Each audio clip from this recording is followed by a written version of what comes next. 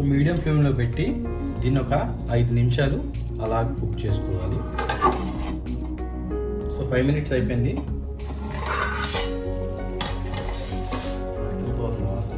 దాంట్లోకి కొంచెం వాటర్ పోసి కొంచెం సేపు మళ్ళీ కుక్ చేసుకోవాలి.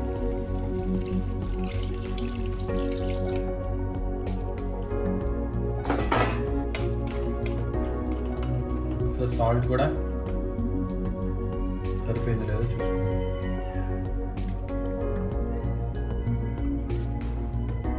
సరిపోయింది సాల్ట్.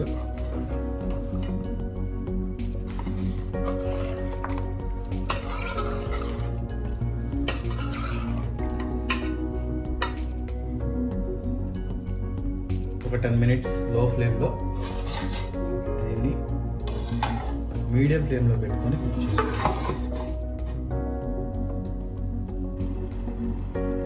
సో 10 మినిట్స్ అయిపోయింది. సో రైస్కి తగ్గ వాటర్ని యాడ్ చేసేసుకోవాలి. ఇప్పుడు ఇదేమో బియ్యంలోకి ఎసరు ఇప్పుడు యాడ్ చేసే వాటర్.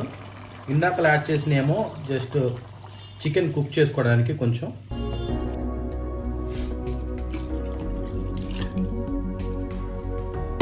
సో ఇంతకుముందు యాడ్ చేసిన వాటర్ ఏమో చికెన్ కుక్ చేసుకోవడానికి. సో ఇప్పుడు యాడ్ చేసిన వాటర్ ఏంటంటే అది రైస్కి ఎసరు అనమాట. సో ఇప్పుడు కొంచెంసేపు దీన్ని మీడియం ఫ్లేమ్లో పెట్టుకొని బాగా తెరలేలాగా వాటర్ బబుల్స్ వచ్చేలాగా చేసుకోవాలి. సో తొందరగా కావాలనుకుంటే హై ఫ్లేమ్లో పెట్టి చేసుకోవాలి. సో అంటే మూత పెట్టేసుకొని కాసేపు హై ఫ్లేమ్లో పెట్టేస్తాను. కొంచెం త్వరగా బాయిల్ అయింది, తొందరగా ఉడికింది. సో వాటర్ బాగా దొరుకుతున్నాయి చూసారు కదా. సో దీంట్లోకి ఇప్పుడు కడిగి పెట్టుకున్న బియ్యాన్ని యాడ్ చేసేస్తున్నాను.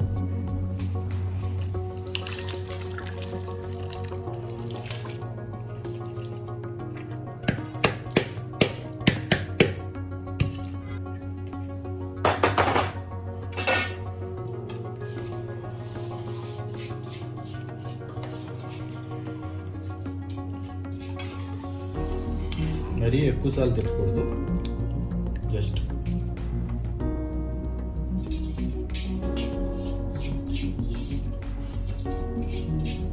సో మూత పెట్టేసుకొని మీడియం ఫ్లేమ్లో పెట్టుకొని కొంచెంసేపు కుక్ చేసుకోవాలి. ఒక 15 మినిట్స్ అలాగా మీడియం ఫ్లేమ్లో పెట్టుకోవాలి, లేదా 10 మినిట్స్ హై ఫ్లేమ్లో పెట్టుకొని తర్వాత మీడియం ఫ్లేమ్లో పెట్టుకొని చూసుకోవాలి. ఫస్ట్ అయితే ఒక 10 మినిట్స్ హై ఫ్లేమ్లో పెట్టి వదిలేస్తాను. మళ్ళీ కొద్దిసేపు ఆగి వచ్చి 10 మినిట్స్ తర్వాత చూసుకోవాలి ఎంతవరకు కుక్ అయింది ఏంటనేది. ఓకేనా. సో బిర్యానీ రెడీ అయిపోయింది. అలా వచ్చి చూసేద్దాం.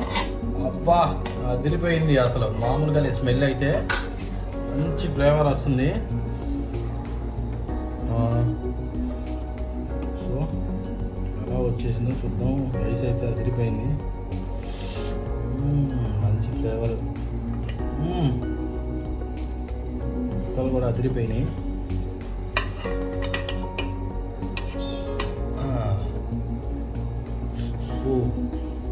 చాలా బాగా వచ్చింది బిర్యానీ. చూసారు కదా, అదిరిపోయింది.